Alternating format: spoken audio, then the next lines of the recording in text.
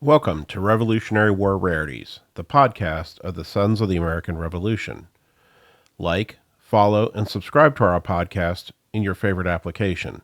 You can also follow our podcast at fastfunhistory.com. For education resources provided by the National Society Sons of the American Revolution, go to education.sar.org. And now, Revolutionary War Rarities.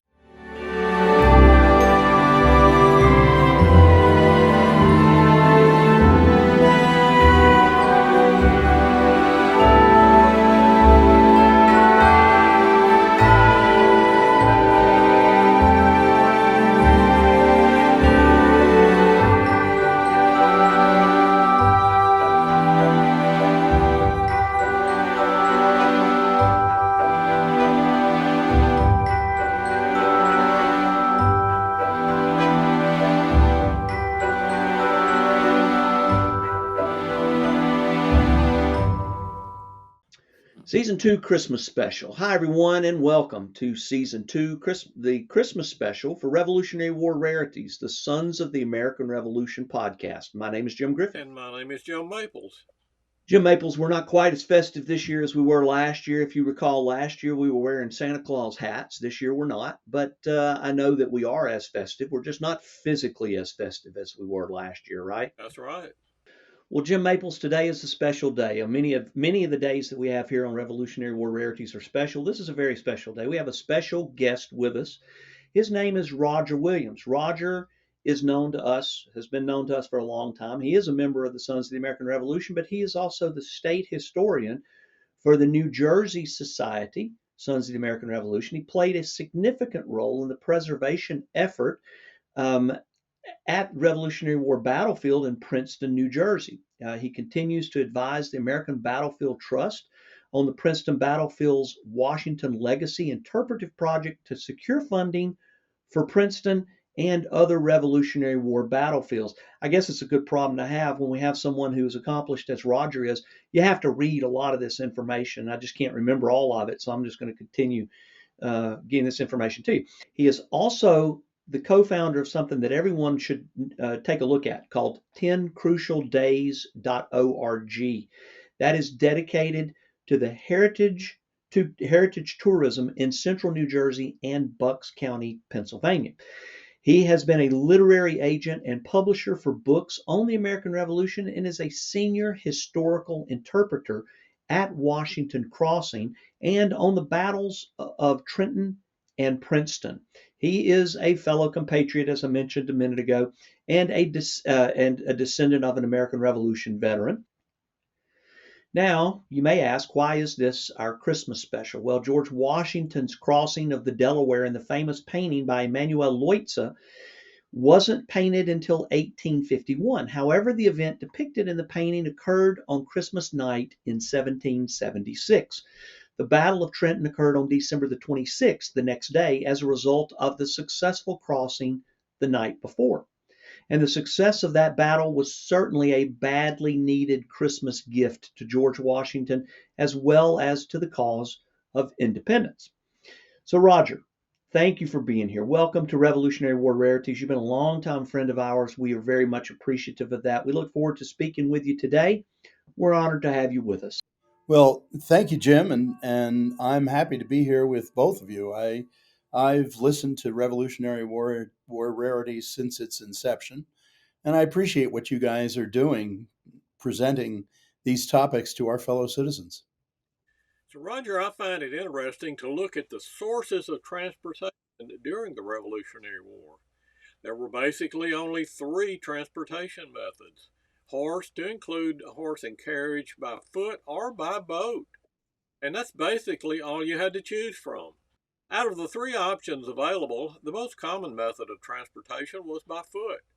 So, how were heavy items that were manufactured during that time transported, Roger? Well, it depends on how heavy an item that you have and certainly where you're going. However, it was common to transfer heavy items by water. Those were the interstates of the time. And however, um, that's why I'm here today. What we're going to be talking about is about the watercraft that changed world history, specifically two types of boats.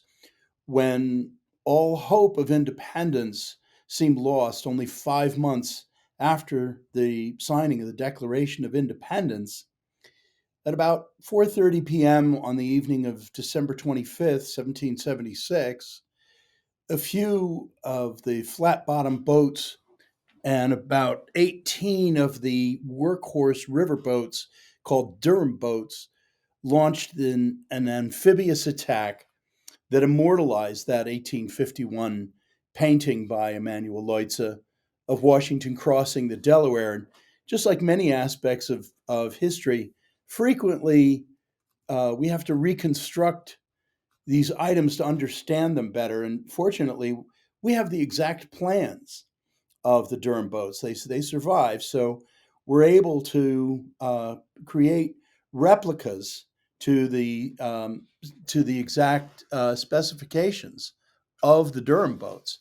They were 45 to 65 feet long, about 8 foot wide at the beam, and 4.5 feet deep. These boats were flat bottomed and designed to transport goods up and down the Delaware River. They displaced very little water. They were relative to their weight of what they were carrying due to the shallow water. This was instrumental because that's where they frequently traveled. The Delaware River was not that deep. They would carry such things as pig iron, iron ore, timber. They could carry as much as 7 tons or 14,000 pounds. In other words, the bottom of the boat would not go more than 28 inches, no matter how heavy they were loaded, more than 28 inches below the surface of the water when they were fully loaded. Okay, now, Roger, can you provide us with some insight into where these boats were manufactured and by whom they were manufactured? Sure, sure. The boats were originally built by the Durham Furnace on Durham Creek, about 32 miles upriver from today's Washington Crossing, Pennsylvania, just below Easton, Pennsylvania. And unlike the famous painting, which, by the way, we refer to as 13 Men in a Rowboat, these Durham boats were like massive 2.5 ton canoes. And as I said, they were hauling pig iron and timber and hay and other goods. The normal method um, downriver was using rudders or what were called sweepers. Um, and in the middle of the river, they might use oars or sometimes even sails. Roger, from what I understand, these were considered very efficient and well built boats for that time. The Durham boat, as I understand it, could travel from Durham down to Philadelphia, a distance of roughly 74 miles, fully loaded in only one day.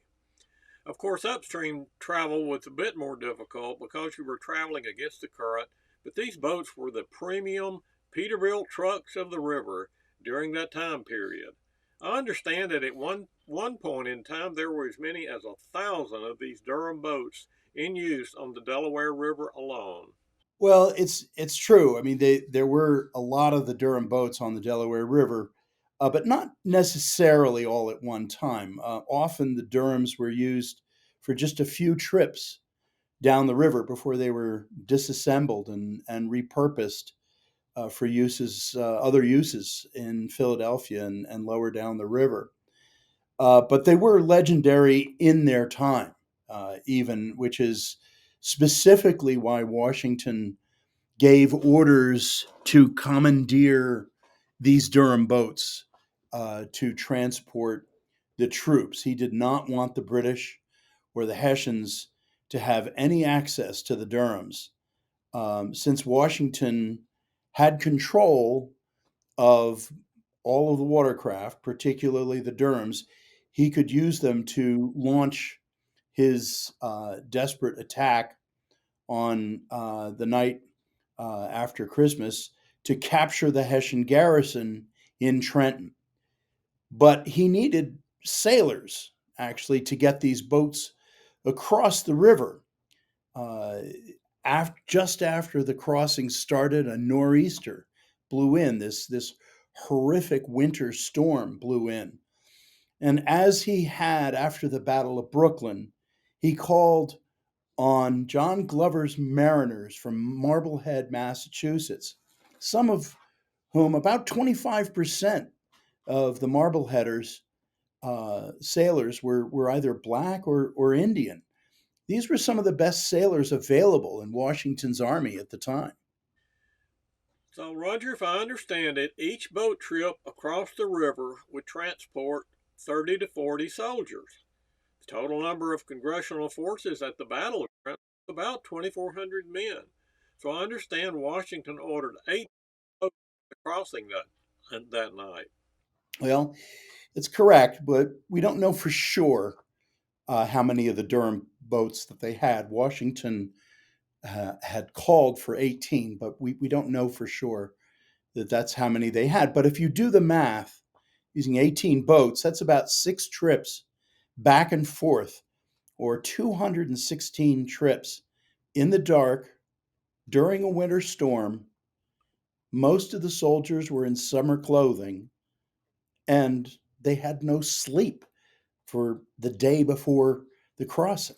All right, so Roger, earlier you mentioned the ferry boats. I'm curious as to what role they played. Well, today, Jim, what we call Washington's Crossing was the Colonial McConkey's Ferry in Pennsylvania. You could not put horses or cannon in the Durham boat, so they needed the ferries. That's why they were at McConkey's Ferry. The ferries were manned mostly by local ferrymen, and that night, militia was involved and dock workers, even from Philadelphia, who knew the river and were adept at loading freight. Downriver, there were also Pennsylvania and Continental Marine detachments. These were the predecessors of today's United States Marine Corps.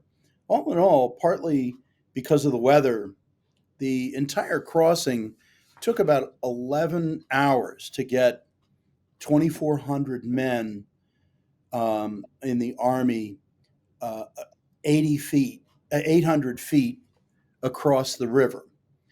Then they had a 9-mile march in the dark during this winter storm with 18 cannon to fight the Battle of Trenton.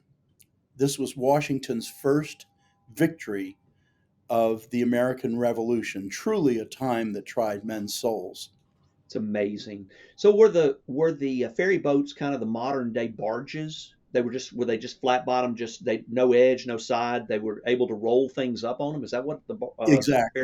Okay, They all had right. these wings that would come down on either side of the bank, and they would just roll the cannon and march the horse onto these flat bottom ferry boats. And of course, those days, people say, "Well, how difficult was it to get the horse on?"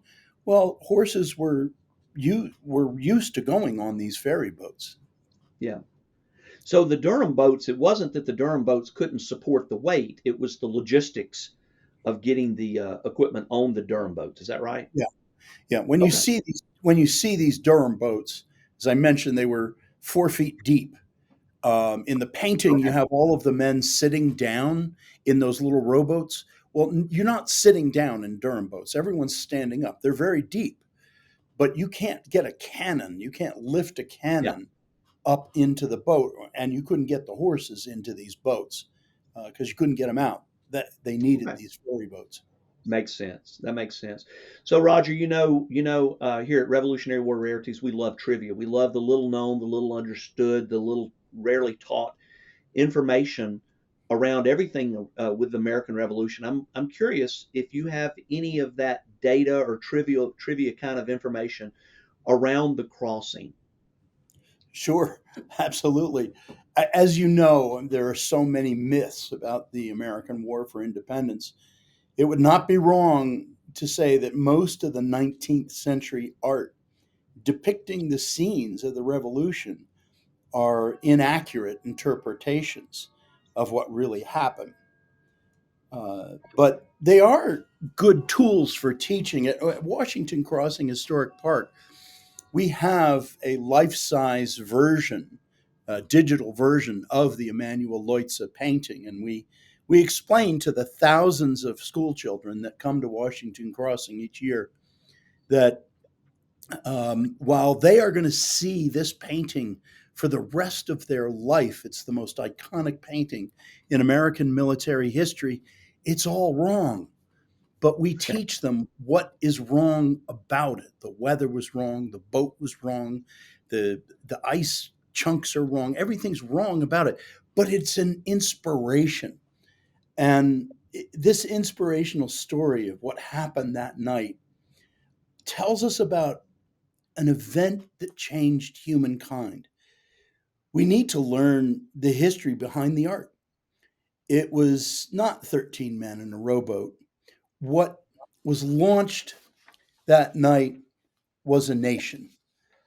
And this was a nation of men who would create their own course, self rule, and the principles that all men are created equal. Now, we've not reached the other side there yet, but we're still rowing.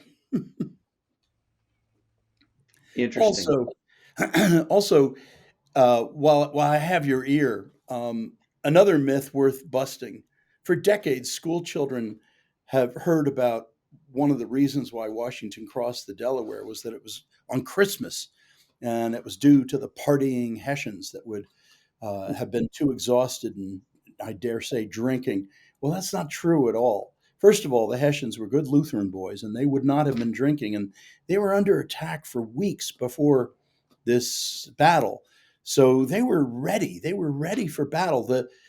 What they were in constant attack, but they were exhausted, and they would not have been partying. But it was the weather that threw them off. It was the weather that caught the Hessians off guard. The officers reasoned that no one in their right mind would attack in weather like that during a nor'easter. Well, Washington wasn't in his right mind. He had to do something, and that's why he attacked. And finally, it wasn't Christmas. As we mentioned earlier, this attack happened on the day after Christmas. So those are some good myths for you.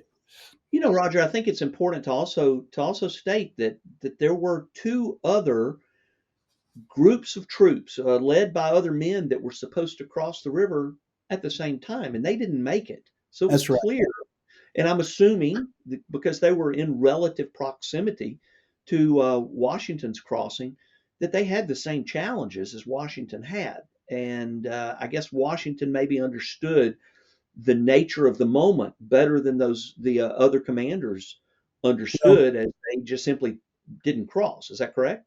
yeah, well, there were some other factors. Ewing's men, Ewing had about 800 New Jersey militiamen and some Pennsylvanians just south of Trenton, and they were supposed to cross at the South Trenton Ferry. The ice was just too bulked up.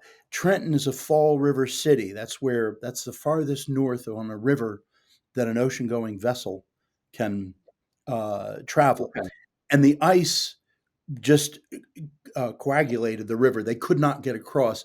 Further downriver, John Cadwalader and the Pennsylvania Associators and those Marines that I mentioned earlier, they were supposed to cross near Bristol, Pennsylvania, today's Bristol, Pennsylvania, and again, they didn't have the right boats. They didn't have any of these Durham boats, and that were almost as big as icebreakers of for the river. So they got 200 men across, but he couldn't get the cannon across. So Mm. Cadwalader figured, well, we must be calling this off because nobody can get across. But Washington found out that none of the other two crossings happened, but he had no choice. He had to attack before the end of the year when the Army's enlistments were going to be out, or the whole jig was up, as he wrote to his relative, Lund Yeah, Washington. interesting. Roger, we really appreciate you being with us today, and I know that I have learned a lot that I didn't know about the crossing of the Delaware. And I know there's a lot of information that we didn't cover today, so Roger, would you be willing to come back for another episode? Anytime, anytime. I'll talk about this until I'm blue in the face. Roger, would you mind providing some more information on where people could find out more information regarding the famous crossing of the Delaware River or the 10 crucial days surrounding that effort? Sure. Look, standing on the banks of the Delaware River or at the colonnade at Princeton Battlefield are very serene and contemplative places. And of course, I'm partial, but you can learn more. I think everyone, certainly in the lineage organizations, this should be on everyone's bucket list. Um, at 10crucialdays.org, which is our foundation, you can learn. There's art, there's book lists, there's videos, there's information about the tours that we give, places to stay in the central Jersey area, fine dining, shopping, calendar of activities for the whole family.